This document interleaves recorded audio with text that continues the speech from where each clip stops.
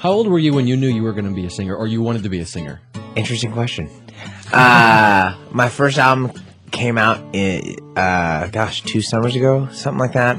Something like Sounds about right. like 99, 98, 99. I don't remember actually. How am I doing? Man, honestly, I didn't know until May. I guess I didn't know till like late May, early April 1998, and then the album came out. I guess that following fall. But I was on staff with Young Life, and I was really happy doing that. I like hanging out with kids that don't know Christ. That's still my passion. I wasn't raised a Christian person, and the idea of being in sort of the heart of Christian culture was a really foreign idea to me. I don't think it ever was something that I decided or really wanted to do, and therefore did. But God really set me up and said, "This is what I'm doing for a while." And so for a season, I'm here. You've got a really sharp and a really good sense of humor. Did your family have a lot of humor in it, or yeah? My dad was a really, really funny guy. My mom is actually very funny. She's really funny on email. She's not as funny in person as she is on email, which says a lot because she's very funny in person. They had a lot of humor in my family. Particularly, I guess my dad was kind of the joker. He was a little more the when you grow up the way my dad did, you sort of you gain perspective, and I think perspective brings humor. Like most of the comics I know, or the comics that I respect, are they're really bitter people. Like they've sort of had tragedy in their lives, and I think that has to happen in order for like real humor to come around. And my dad was that kind of guy who'd seen a lot of life. He'd seen enough that not only did he become somewhat embittered, but he could laugh enough at what was going on. So yeah, my dad's side of the family. Were you brought up in a church at all? No. Great people.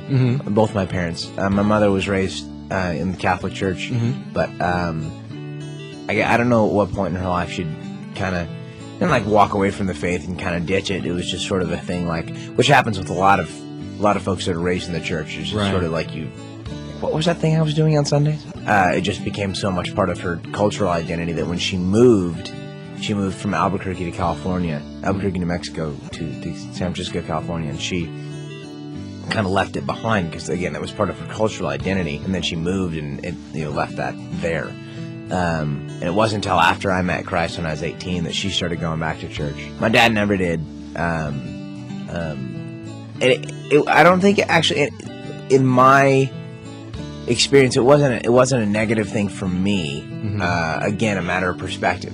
That coming from the other side, like not being raised in a Christian home, not going to Christian schools, and now being a part of the Christian culture, I feel like I can bring somewhat of a clear insight to the things we are and aren't doing. It's part of. I think that's a lot of why I'm here. A lot of why God's got me here is because I'm an outsider in a way. And before you came to Christ, what did you think, or what was your perspective of Christians or the Christian culture? Weird. Yeah. Yeah, still are. Still haven't figured them out. No, not at all. And I'm one now. So, I guess I didn't have a lot of Christian friends. My lifestyle didn't really permit Christian, friends that didn't smoke and drink and cuss and do drugs and stuff like that. And so I generally viewed Christians as pretty inhibited, closed-minded, sheltered people. So what happened at 18, Justin? How did you come to Christ? It was a long, long process, actually. 18 was sort of the culmination of about 6 years of patience and work and coffee. A guy named Dave Beckowitz, who was a Young Life staff person, met me when I was in junior high school and just kept showing up in my life. Just was persistent enough and came to my football games and came to my plays and came to just whatever I was doing, and would call and just want to get together and talk. And he just wanted to know about my life. He wanted to know about me. And I never had anybody. I mean, you have your parents in general. Not everyone does, I guess, have parents that are like that. But my parents were interested in what I was doing, and no matter what I was up to, they wanted to know about it to some degree, but never like an outsider. you expect your parents to be that way. And when they aren't, it's a tragedy. But when someone else who doesn't have any kind of vested interest in who you become as a human being wants to know about your life and just wants to share in that with you, it's really weird. And for 6 years, the guy was just persistent, and he just wanted to get together and talk, and he would share about his life, and he would share about his relationship with Christ and like the biblical perspective on things that were happening in my life, and maybe God's doing this. And I was like, well, whatever with your God stuff. You're a really nice guy. Leave your Bible at home. And like, it took 6 years. Like I said, I mean, I was a smart aleck, and I was a pretty closed person to the whole idea of Christianity. Thought it was for weak people, etc. But after 6 years, I graduated from high school and turned around and recognized I didn't really have much of an identity, didn't know who I was. And I guess it was at that point that in a moment of, not necessarily desperation, but in a moment of, or a period of, like, sort of questioning who I was and what I was about, the things that David said to me, but more so his character, like who he was as a person, began to sink in. And I said, that's what I want. Like, I want to be that. I want to be the kind of person who makes someone else feel like there's nothing that they could do to make me stop loving them. And that was the kind of person Dave was. Again, just because of his persistence and his consistency. And so, because of that, I started walking with Dave and being like, what is this thing you're about? Like, I don't get it. You're the first person that's made sense in, though, because he's talking about God and unconditional love and grace and all these things that are like just these whacked out concepts for someone who doesn't know, someone who wasn't raised in it culturally. Right. But to see it in somebody's life, to see someone be consistent enough. I mean, 6 years is a long stinking time. Right. I mean, I'm telling the story in a matter of 2 minutes maybe? Yeah. But 6 years? You're kidding me. You have no idea how many times I blew the guy off. I was just like, bring, it's Dave, not answering it. But I was just blown away. 6 years, dude. Killing me. And I wanted to be that. I wanted to be that kind of person. I grew up in northern Indiana, and we had what was called campus life. Is it the same thing as Young Life, or what is Young Life? Young Life is me going. Young Life is, in my personal opinion, the most vital thing that ever happened to the American church. I think what God started in the 40s, 1945, a guy named Jim Rayburn. God just granted Jim this vision. He just said, these kids will not come to you. That's a message that I think continues to be important for the church to hear, that you can have a program that is the coolest thing that's ever happened ever at your church, and a church band that rocks, but I'm not going to show up because you're Christians, and I don't like what you have to say about me. I don't like what you have to say at all. I'm afraid of this whole God thing. I've never seen it, and I'm not showing up, no matter how cool your deal is. And Young Life recognizes that. And Young Life, because they're not a church affiliated, like specifically church affiliated, they're a quote unquote parachurch organization. They can do things that the church can't. Mainly, they can be in the lives and be in the world of teens that don't know Christ. Like, in a nutshell, Young Life is Christian adults in the lives and in the world of non-Christian teens. It's what's called incarnational ministry. It is in the same way that Christ became man and walked among us, you become part of their world and walk among them. That's in a way, it's like, well, duh. But we never do that. Yeah. Like, as a church, we just want to be like, well, if it's cool enough, they'll show up. If you build it, they will come. Well, no, they won't. Some of them will, but the vast majority of them won't.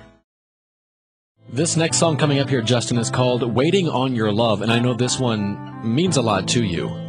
In a real way, it is sort of the landmark song on the album. Started reading a lot of stuff by a guy named St. Francis of Assisi. Like, St. Francis's life was incredible. Again, the issues in my father's life that have really translated into sort of a message He was trapped in the American capitalist mindset, and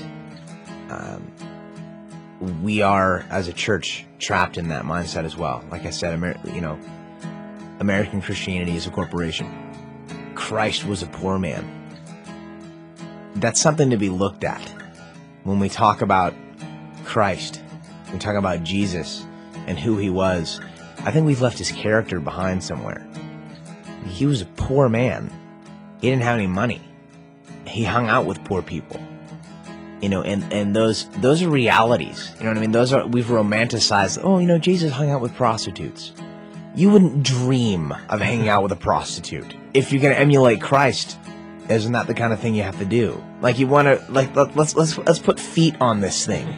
And when you're reading scripture, next time you're reading about Christ hanging out with hookers and what have you, why don't you drive downtown and just get within 30 feet of a hooker? Okay, that now you're putting legs on the gospel. You know what I'm saying? That's real. And we're tied up in the, sort of this romanticized Christianity that is about growth in numbers, and the church is growing up, and we continue to raise our children in the church, but we're not broadening our tent at all.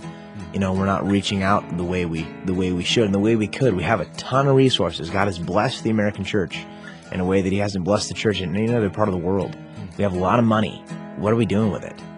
I've been criticized for the things that I'm saying, but even being here, like, I love everybody I've met, really, in a sense, in Christian radio. I don't think I've met folks yet that I've been really, like, bummed about it. But to be totally honest, let's call a spade, and it's Christian entertainment, and that's fine. It doesn't make it a bad thing. But we've got a lot of Christian radio happening. We got a lot of Christian stores happening, and to be flat out honest, that tends to be a little bit self-serving. And these aren't bad things, but if we are serious about reaching the lost, and if we're serious about ministering to people, and if we're serious about emulating the character of the poor Jesus, what are we doing with our money?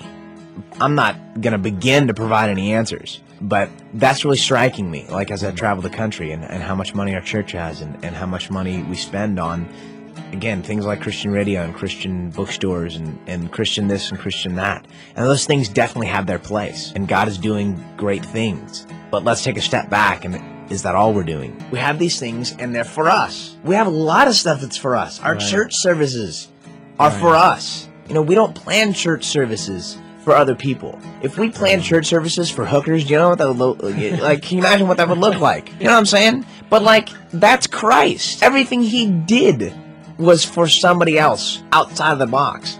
He ticked off the religious folks. Like, he wasn't interested, and we're not that way. And I just think, let's just be honest with it. I'm not saying we're bad people, or I'm just saying, like, let's look at the character of Jesus as a poor man who spent his time with prostitutes. What about the American church looks a thing like that? What about what we do looks like the poor hanging out with the diseased? We don't look like that. Like, we don't. That's just the truth, and that's where the song comes from. It's like, free me from these bonds. I'm choking on the gifts you gave me. God's blessed us. What are we doing with that? We're swallowing it. We're sucking it up. We're sponges. We've just sucked up all this blessing, and now we're stale. There's nothing so heavy